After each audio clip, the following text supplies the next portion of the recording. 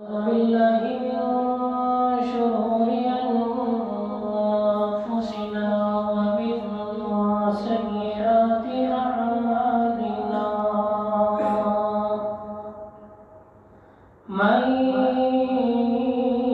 يهده الله فلا مضل له ونشهد أن لا إله إلا الله وحده لا شريك له ونشهد أن محمدا عبده ورسوله أرسله بالحق بشيرا ونذيرا وداعيا إلى الله بإذنه وسراجا منيرا أما بعد فإن خير الحديث كتاب الله وخير الهدي هدي محمد صلى الله عليه وسلم وشر الأمور محدثاتها وكل محدثة بدعة وكل بدعة ضلالة وكل ضلالة في النار. أعوذ بالله السميع العليم من الشيطان الرجيم. بسم الله الرحمن الرحيم. إن الله وملائكته يصلون على النبي يا أيها الذين آمنوا صلوا عليه وسلموا تسليما. اللهم صل على محمد وعلى آل محمد كما صليت على إبراهيم وعلى آل إبراهيم إنك حميد مجيد. اللهم بارك على محمد وعلى آل محمد كما باركت على إبراهيم وعلى آل إبراهيم إنك حميد مجيد. حمد و ثنا کے بعد تمام تر تعریفات، تسبیحات، تکبیرات، تحلیلات اللہ تبارک و تعالی کے لیے جو سارے جہانوں کا پالنے والا ہے، جو ساری کائنات کا نظام تنہا اکیلے اور یکتا چلانے والا ہے، اور درود و سلام آمنہ کے بعد امام الانبیاء، امام المرسلین، امام المجاہدین، سید الاولین والآخرین جناب محمد رسول اللہ صلی اللہ علیہ وسلم کی ذات اقدس و اطہر و اعلیٰ مبارک. محترم سامعین کرام، اس بات میں کوئی شک نہیں کہ انسان کے پاس جو کچھ بھی ہے وہ اللہ رب العزت کا عطا کرتا ہے. وہ اعضائے بدن ہوں یا حیات و زندگی، وہ دیکھنے، سوچنے، سمجھنے کی صلاحیتیں ہوں یا مال منال اور معقولات و مشروبات ہوں، سب کچھ اللہ تبارک و تعالیٰ کا دیا ہوا ہے. مشاہدہ اور تجربہ بھی اس بات کی دلیل ہے کہ ایک جیسے ذرائع معاش اختیار کرنے والے نفع اور نتیجے کے اعتبار سے مختلف ہوتے ہیں. ایک جیسا کاروبار دو شخص کرتے ہیں، ایک کو اس میں بہت زیادہ نفع ملتا ہے اور دوسرا جمع پونجی سے بھی محروم ہو جاتا ہے. لیکن یہ اٹل حقیقت ہے کہ ملتا اللہ کی طرف سے، اور اتنا ہی ملتا ہے کہ جتنا اس کے مقدر، اس کے نصیب میں اللہ نے لکھا ہوتا ہے، نہ مقدر سے زیادہ اور نہ نصیب سے کم ملتا ہے۔ اب یہ اس کی مرضی ہے کہ اس مال کو حاصل کرنے کے لیے وہ حلال ذریعہ اختیار کرتا ہے یا حرام طریقے سے کماتا ہے۔ بہرحال ملے گا وہی جو اس کے نصیب میں لکھا ہوا ہے۔ ایسا نہیں کہ وہ حرام کے ذریعے اختیار کرے گا اسے زیادہ ملے گا، وہی جو اس کے مقدر، اس کے نصیب میں لکھا ہے وہ اسے ملے گا، لیکن اب اس کی مرضی ہے کہ وہ کون سا ذریعہ کمانے کے لیے حاصل کرتا ہے۔ لیکن یہ اٹل حقیقت ہے کہ ملتا اللہ کی طرف سے ہے، جو مقدر میں لکھا ہوگا وہ ملتا ہے۔ اور پھر اللہ تبارک و تعالیٰ نے جو مال ہمیں عطا کیا، جو مال ہمیں دیا ہے، اس میں سے اپنے راستے میں خرچ کرنے کا حکم دیا، اس میں سے کچھ حصہ اللہ رب العزت کا نکالنے کا حکم دیا ہے۔ اور پھر اللہ تبارک و تعالیٰ کا انسانوں پر یہ خاص فضل و کرم ہے کہ اپنے دیے ہوئے مال میں سے جب اس میں سے کچھ روپے اللہ کے راستے میں خرچ کرتے ہو تو اس پر اللہ تبارک و تعالیٰ نے اجر عظیم کا وعدہ کیا، جنات نعیم کا وعدہ کیا۔ مال بھی اللہ کا عطا کرتا، اور پھر اس میں سے تھوڑا سا حصہ جب اللہ کے راستے میں نکالتے ہو تو اللہ تبارک و تعالیٰ مزید نعمتوں، رحمتوں اور برکتوں کی بچھاڑ کرتا ہے۔ یہ اللہ کا خاص فضل اور کرم ہے کہ اللہ اپنے ہی دیے مال میں سے اپنے راستے میں خرچ کرنے پر اجر عظیم سے نوازتا ہے۔ لیکن جس طرح دوسرے اعمال کے لیے آداب و شروط ہے کہ نماز طہارت کے بغیر قبول نہیں ہوتی، اسی طرح انفاق فی سبیل اللہ، صدقہ و خیرات کے بھی چند شرائط اور آداب ہیں کہ جن کے بغیر صدقہ و خیرات شرف قبولیت کو نہیں بولتے۔ ہم میں سے اکثر لوگ دن رات اللہ کے راستے میں بات آتے ہیں، اللہ کے راستے میں خرچ کرتے ہیں، لیکن وہ اس نتیجے سے بے خبر ہیں کہ کیا یہ جو مال ہم اللہ کے راستے میں خرچ کر رہے ہیں یہ اللہ کی بارگاہ میں قبول ہوا ہے یا نہیں، یا اللہ کے ہاں یہ ریجیکٹ کر دیا گیا، اس چیز کا ہمیں علم نہیں۔ تو چند شرائط اور آداب صدقات و خیرات کے قبولیت کے بیان کیے جائیں گے۔ اللہ تبارک و تعالیٰ ہمیں صحیح معنوں میں سمجھنے اور اس پر عمل کرنے کی توفیق عطا فرمائے۔ پہلی شرط صدقہ و خیرات قبول ہونے کی کہ صدقہ و خیرات کر کے احسان نہیں کرنا۔ ایک تو احسان جتلانے سے صدقہ و خیرات کا جو اجر و ثواب ہے وہ ضائع اور برباد ہو جاتا ہے۔ اللہ تبارک و تعالیٰ قرآن مجید فرقان حمید میں ارشاد فرماتے ہیں، یا ایھا الذین آمنوا لا تبطلوا صدقاتکم بالمن، یا ایمان والو اپنے صدقات، عطیات، خیرات احسان جتلا کر ضائع اور برباد نہ کرو۔ اور دوسرا، احسان جتلانا اس قدر خطرناک گناہ ہے کہ نبی کریم صلی اللہ علیہ وسلم نے اس کی 4 سزائیں بیان فرمائی۔ صحیح مسلم کی روایت ہے، سیدنا ابو ذر رضی اللہ تعالی عنہ راوی ہے، وہ بیان کرتے ہیں کہ نبی کریم صلی اللہ علیہ وسلم نے ارشاد فرمایا، ثلاثۃ لا یکلمهم اللہ یوم القیامہ، 3 بد نصیب بدبخت انسان ایسے ہیں کہ اللہ تبارک و تعالی قیامت کے دن ان سے ہم کلام نہیں ہوگا۔ لا یکلمهم اللہ یوم القیامہ، اللہ ان سے قیامت کے دن کلام نہیں فرمائیں گے۔ ولا ینظر الیہم، نہ ان کی طرف نظر رحمت فرمائیں گے۔ ولا یزکیہم، نہ انہیں گناہوں سے، سیاکاریوں سے پاک کریں گے۔ وَلَهُمْ عَذَابٌ أَلِيمٌ، اور ان کے لیے دردناک ترین عذاب ہے۔ سیدنا ابو ذر رضی اللہ تعالیٰ عنہ کہنے لگے، خابوا وخسروا من هم یا رسول اللہ صلی اللہ علیہ وسلم، اے اللہ کے میرے حبیب علیہ السلام یہ ناکام خسارے والے لوگ کون ہیں؟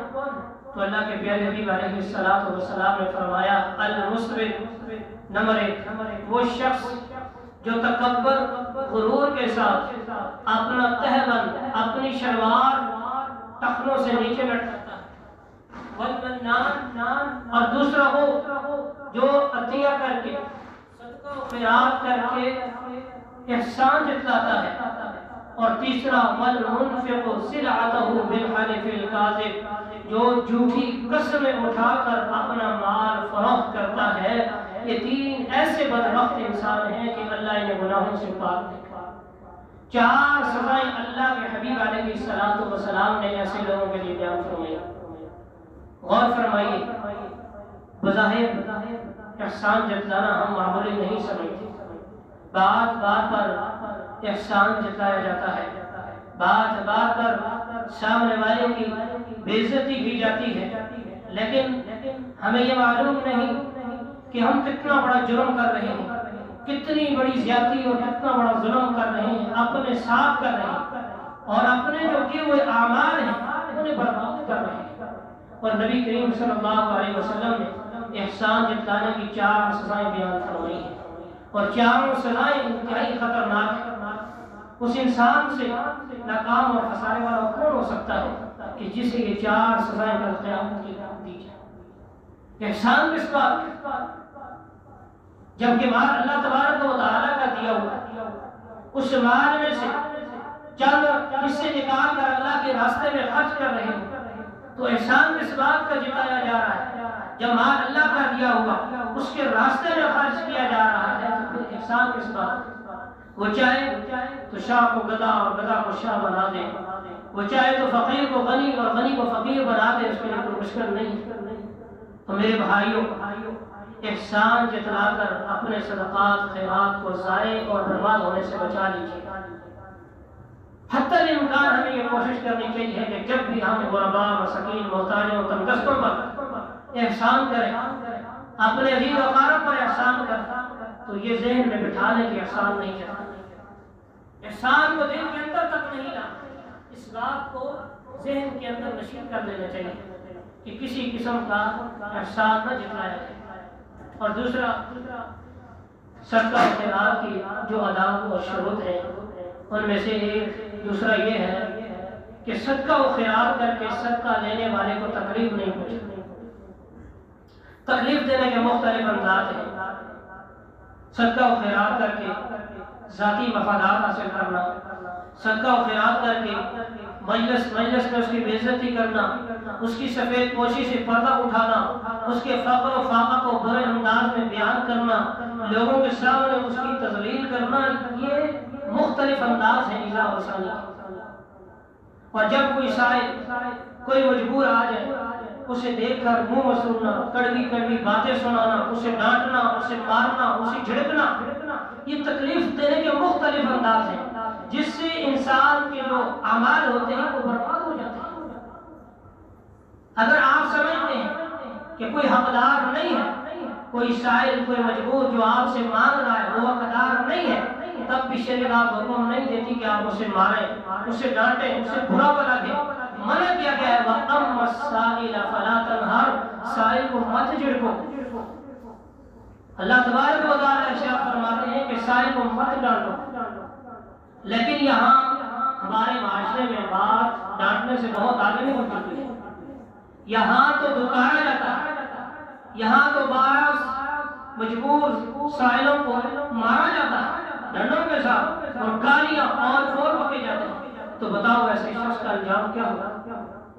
صحیح مسلم کی روایت ہے، نبی کریم صلی اللہ علیہ وسلم نے ارشاد فرمایا رب الاشعث مدفوع ولو اقسم علی اللہ لابرہ، کتنے ہی پراگندہ پاروں والے لوگ ہیں جنہیں لوگ اپنے دروازوں سے دھتکار دیتے ہیں، انہیں حقیر جانتے ہوئے، انہیں فقیر جانتے ہوئے، انہیں نکما نکارا جانتے ہوئے، لیکن وہ نہیں جانتے کہ کس مجبوری نے اسے ان کے دروازے پر نہیں کیا۔ اگر وہ وہیں کھڑے کھڑے اللہ کی قسم اٹھا لیں کہ میں اللہ کی قسم اٹھاتا ہوں اللہ تجھے برباد کر دے گا، تو اللہ تجھے برباد کر دے گا۔ اللہ ان کی قسم کی لاج رکھتے ہوئے اس کے مال اور دولت کو تباہ برباد کر دے گا۔ ہمیں کیا معلوم کہ کون حقدار ہے کون حقدار نہیں. ہم کیا جانتے ہیں کہ کس مجبوری نے اسے ہمارے دروازے پر دھتکارا ہے. لہذا کوشش کرنی چاہیے کہ کوئی بھی سائل جس طرح مرضی سخت سوال کرے، جس طرح سخت کلامی سے کیوں نہ سوال کرے، آپ کا ضمیر یہ گوارا نہیں کرنا چاہیے کہ اسے دھتکاریں، اسے ڈانٹیں. دے سکتے ہیں تو دے، نہیں دے سکتے تو خاموشی اختیار کریں. اس لیے کہ سائل کو کسی قسم کی تکلیف دینے سے صدقہ و خیرات کا جو اجر و ثواب ہے وہ برباد ہو جاتا ہے. اللہ تبارک و تعالی ارشاد فرماتے ہیں قول معروف ومغفرۃ خیر من صدقۃ یتبعها اذى واللہ غنی حلیم. بھلی بات کرنا، سائل کی سخت کلامی اور اصرار کو معاف کرنا اس صدقہ اس خیرات سے بہتر ہے جس کے بعد تکلیف دینا مقصود ہے.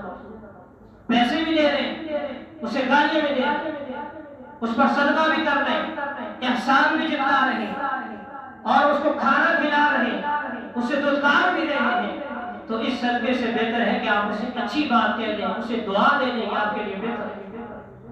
اسی لیے کہ سائل کو سخت کلامی سے پیش آنا یہ اعمال کے برباد ہونے کا ذریعہ ہے. صحیح مسلم میں اللہ کے پیارے حبیب علیہ الصلوۃ والسلام ارشاد فرماتے ہیں والکلمۃ الطیبہ صدقہ، اچھی بات کرنا صدقہ کرنے کے برابر مترادف ہے. اور اسی طرح صحیح مسلم میں ایک روایت ہے کہ ایک دیہاتی نو مسلم تھا، وہ آیا اور نبی کریم صلی اللہ علیہ وسلم سے سخت کلامی کے ساتھ سوال کیا اور زور سے آپ علیہ السلام کی چادر مبارک کھینچی اور نشانات پڑ گئے. تو نبی کریم صلی اللہ علیہ وسلم اس کی طرف مڑ کر دیکھتے ہیں اور مسکرا دیتے ہیں اور صحابہ کو حکم دیتے ہیں کہ اسے وافر مار دیجیے. ایک دیہاتی ہے، نو مسلم ہے اور سخت کلامی کے ساتھ نبی علیہ السلام سے سوال کر رہا ہے کہ مجھے دے کچھ. نبی کریم صلی اللہ علیہ وسلم کو حتیٰ کہ تکلیف دے رہا ہے. آپ علیہ السلام کو تکلیف پہنچ چکی ہے، لیکن اس کے باوجود نبی علیہ السلام اس کی طرف دیکھ کر مسکراتے ہیں، صحابہ کو حکم دیتے ہیں کہ اسے معاف کر دیجیے. یہ اسوہ حسنہ، یہ نمونہ عمل میرے لیے اور آپ کے لیے کہ ہم نے سائل سے کیسے پیش آنا ہے. قیامت تک آنے والے انسانوں کے لیے بہترین نمونہ پیش کر دیا کہ آپ نے سائل کے ساتھ کیسے پیش آنا ہے، اس کے ساتھ کیسا برتاؤ ہونا چاہیے. یہ نبی کریم صلی اللہ علیہ وسلم نے بتا دیا. تو اس لیے ہمیں چاہیے کہ کوئی بھی سائل سخت کلامی سے پیش آتا ہے تو خندہ پیشانی کے ساتھ، نرمی کے ساتھ اور انتہائی عاجزی کے ساتھ اس کے ساتھ پیش آئے تاکہ اللہ تبارک و تعالیٰ ہم سے راضی ہو جائے اور ہمارے اعمال برباد ہونے سے بچ جائے. تیسری شرط صدقہ و خیرات قبول ہونے کی کہ وہ نمود و نمائش اور مدح و ستائش کے لیے نہیں ہونے چاہیے. ریاکاری، دکھلاوا اور شہرت پسندی سے اعمال ضائع اور برباد ہو جاتے ہیں. صحیح البخاری میں حدیث ہے، نبی کریم صلی اللہ علیہ وسلم نے ارشاد فرمایا جس نے شہرت اور ریا کے لیے عمل کیا اسے صرف شہرت اور ریا ہی ملے گی، اس کے علاوہ اس کا کوئی حصہ نہیں. جس طرح صحیح مسلم میں شہید، سخی اور عالم کا واقعہ مذکور ہے.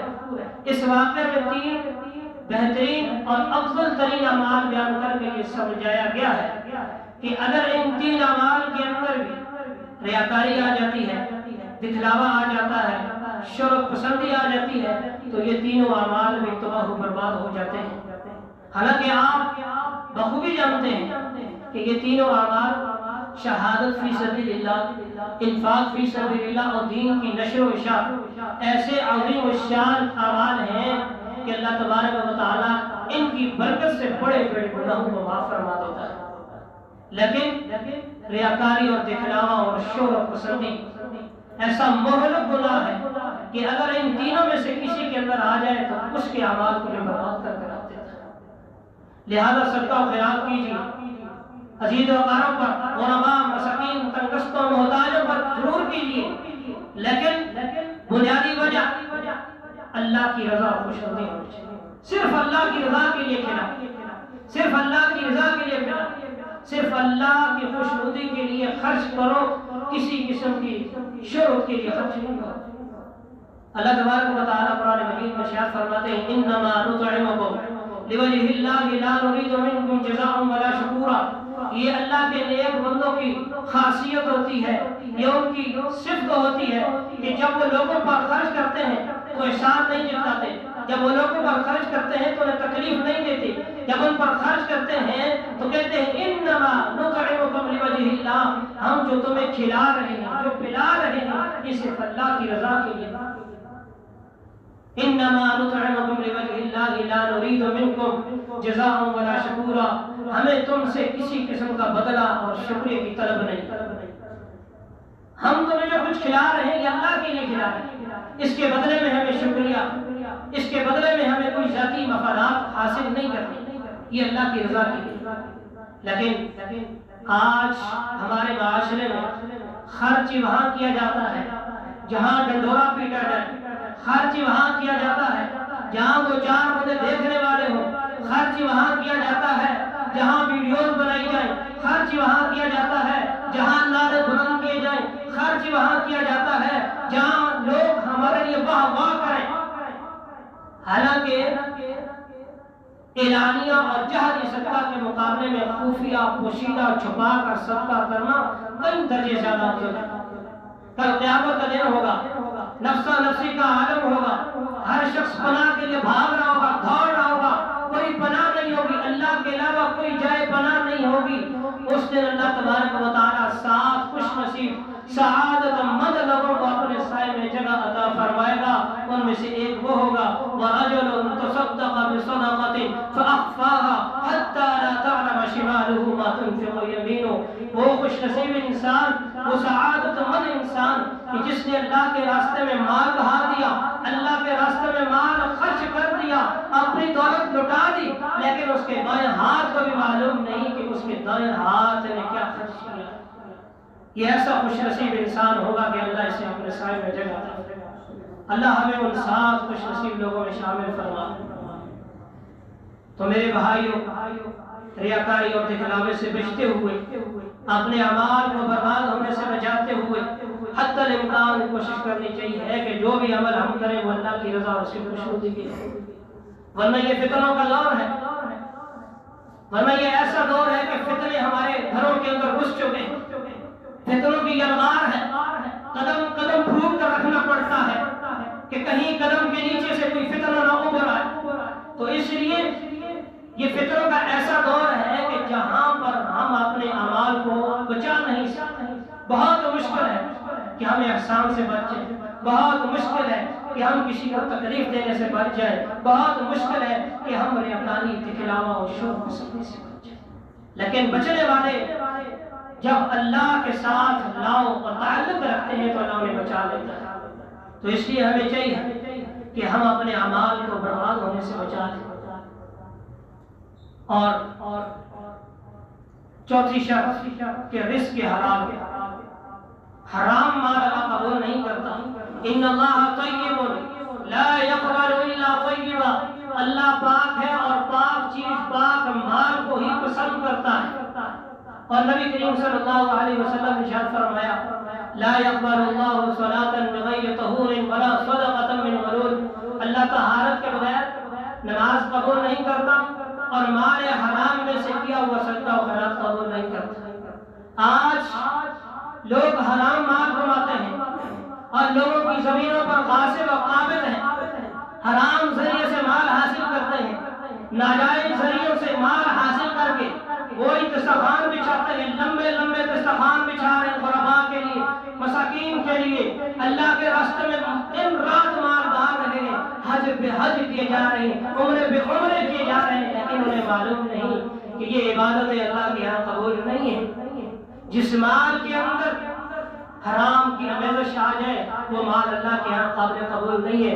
اربوں روپے حرام کے اللہ کے راستے میں بہا دو، کروڑوں روپے اللہ کے راستے میں لوٹا دو، لیکن اللہ قبول نہیں کرے گا۔ اگر حلال کا 1 روپیہ بھی اللہ کے راستے میں خرچ کرو گے تو اللہ سے بڑھا چڑھا کر قیامت کے دن پہاڑوں کے مال آپ کے سامنے پیش کرتے ہیں۔ انسان بھولا ہوگا کہ یہ نہیں کہ میں نے کبھی، مجھے تو معلوم ہی نہیں۔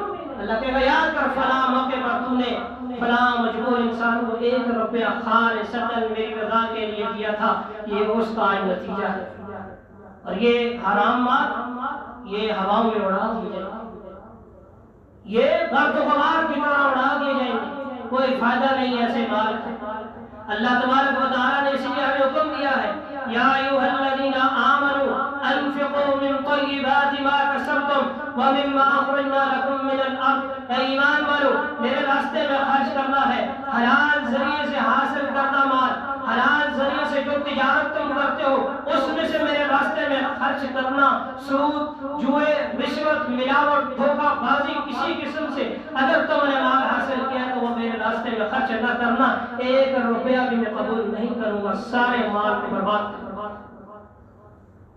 ان اربوں روپوں جو حرام کے خرچ کیے ہوئے سے 1 روپیہ جو حلال اللہ کے راستے میں خرچ کیا ہوا یہ بہت زیادہ افضل ہے، بہت زیادہ درجے رکھتا ہے۔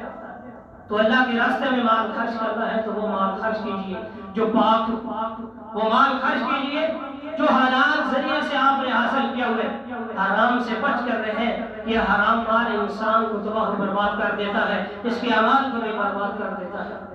کہ یہاں انسان اس خوش فہمی میں مبتلا کہ میرے اللہ کے راستے میں لاکھوں روپے آئے ہیں، اس کا صلہ مجھے کل قیامت کے دن ملے گا، وہاں جائیں گا تو کچھ بھی نہیں، ہاتھ خالی ہو۔ اس سے بڑا محروم اور دھتکارا ہوا انسان اور کون ہو سکتا ہے؟ تو اس لیے اللہ کے راستے میں خرچ کریں، حلال ذریعے سے جو مال حاصل کیا اس میں۔ اور 5ویں شرط کہ اللہ کے راستے میں عمدہ اور معیاری مال خرچ کیا جائے۔ جو چیز اپنے لیے پسند کرتے ہو وہی اپنے بھائیوں کے لیے پسند کرو، عمدہ معیاری چیز ہو وہ اللہ کے راستے میں خرچ کی جائے، نکمی گھٹیا بوسیدہ چیز اللہ کے راستے میں خرچ نہ کرو۔ اللہ تبارک و تعالی ارشاد فرماتے ہیں لن تنالوا البر حتى تنفقوا مما تحبون، تم نیکی کے اعلیٰ مقام کو کبھی بھی نہیں پا سکتے یہاں تک کہ تم اللہ کے راستے میں وہ چیز نہ خرچ کرو جو تمہیں سب سے زیادہ محبوب اور پسندیدہ ہو۔ صحابہ کرام رضوان اللہ تعالی علیہم اجمعین نے جب یہ آیت سنی تو اس پر عمل کرنے کے لیے اپنی محبوب ترین چیزوں کے پیچھے چلے کہ جو ہماری محبوب ترین چیز ہے وہ ہم اللہ کے راستے میں خرچ کریں۔ اللہ کے راستے میں خرچ کرنا ہے تو اپنی پسندیدہ ترین چیز اللہ کے راستے میں خرچ کرو۔ یہ تجارت انسان کے ساتھ نہیں، یہ تجارت کسی مخلوق کے ساتھ نہیں، کسی دنیاوی بادشاہ کے ساتھ نہیں، یہ تجارت اللہ رب العالمین کے ساتھ ہے اور اس کی شیان شان کے مطابق اس کے ساتھ آپ۔ اس لیے کہ کوئی بھی ایسا مال جو نکما، گھٹیا، بوسیدہ ہے وہ اللہ کے یہاں قابل قبول نہیں۔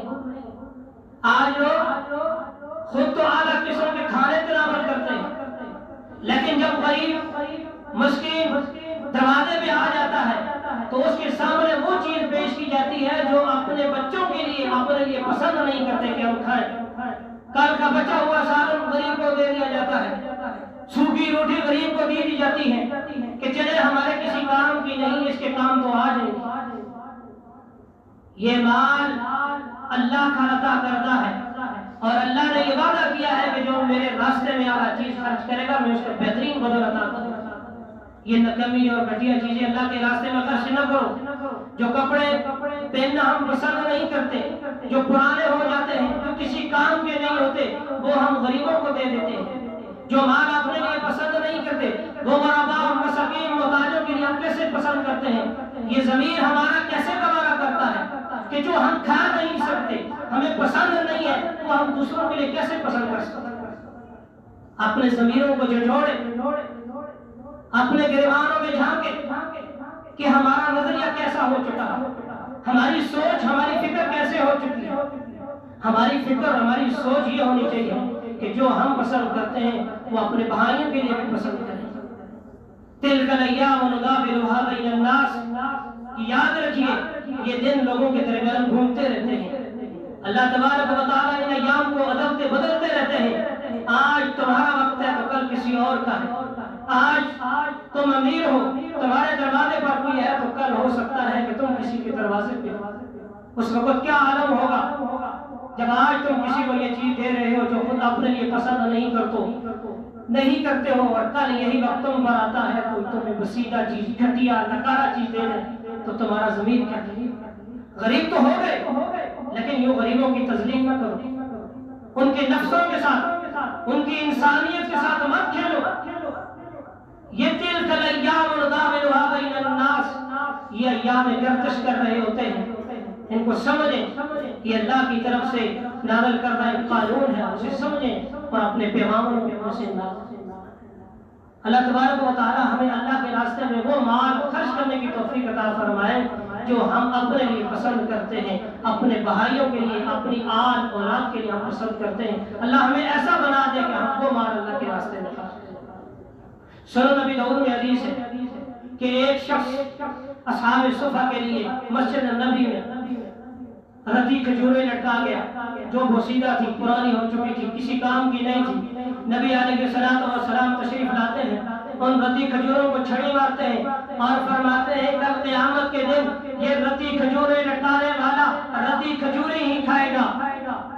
آج اس نے اصحاب صفہ کے لیے رتی کھجوریں لٹکائی ہیں، یہ سمجھ رہا ہوگا کہ کل اللہ تبارک و تعالیٰ اس کے بدلے میں مجھے عجوہ کھجور کھلائے گا، اعلیٰ قسم کی کھجور کھلائے گا. نہیں، جو کھجور اس نے آج یہاں لٹکائی ہے کل اللہ تبارک و تعالیٰ یہی کھجور اسے بھی کھلائے گا.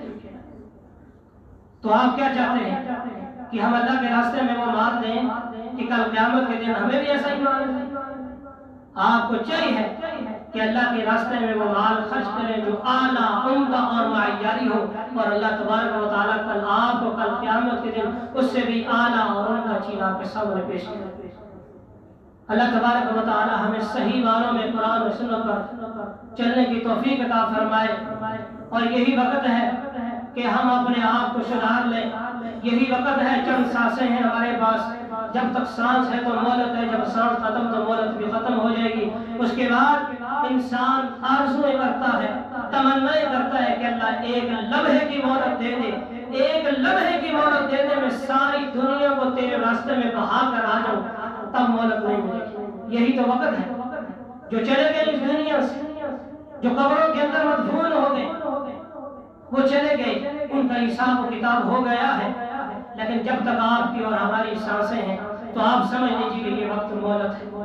ہم میں سے کوئی شخص نہیں جانتا کہ کب تک ہم نے زندہ رہنا ہے، کب تک ہماری سانسیں ہیں اور کب ہماری سانسوں کے ڈورے ٹوٹ جائے اور ہم اس دنیا سے چلے جائیں اور اللہ کے سامنے اس حال میں پیش ہو کہ ہمارے ہاتھ خالی، اللہ کے سامنے ہم اس حال میں پیش ہو کہ ہمیں آگے کچھ بھی نہ ملے.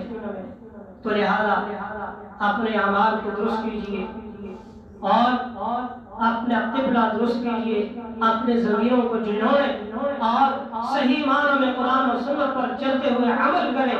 نیکی کے لیے آگے بڑھیں، فاستبقوا الخیرات، نیکی کے میدان میں آگے نکل جائیں. ہر کام میں آپ نیکی کر سکتے ہیں. دنیا کے اندر رہتے ہوئے، کاروبار کرتے ہوئے، تجارت کرتے ہوئے، زراعت کرتے ہوئے، سب کچھ کرتے ہوئے انسان نیکیاں کر سکتا ہے، لیکن ہم کرنا نہیں چاہتے.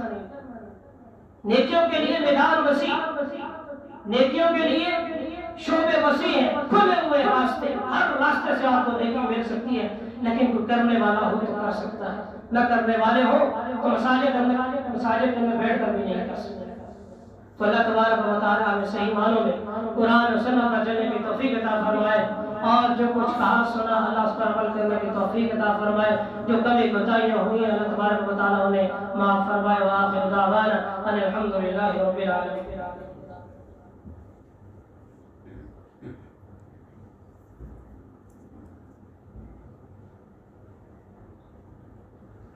الحمد لله نحمده ونستعينه ونستغفره ونعوذ بالله من شرور أنفسنا ومن سيئات أعمالنا. من يهده الله فلا مضل له ومن يضلله فلا هادي له. ونشهد أن لا إله إلا الله وحده لا شريك له ونشهد أن محمدا عبده ورسوله أرسله بالحق بشيرا ونذيرا وداعيا إلى الله بإذنه وسراجا منيرا. عباد الله رحمكم الله، إن الله يأمر بالعدل والإحسان وإيتاء ذي القربى وينهى عن الفحشاء والمنكر والبغي يعظكم لعلكم تذكرون. اذكروا الله يذكركم ولذكر الله تعالى أعلى وأولى وأجل وأتم وأهم وأكبر، والله يعلم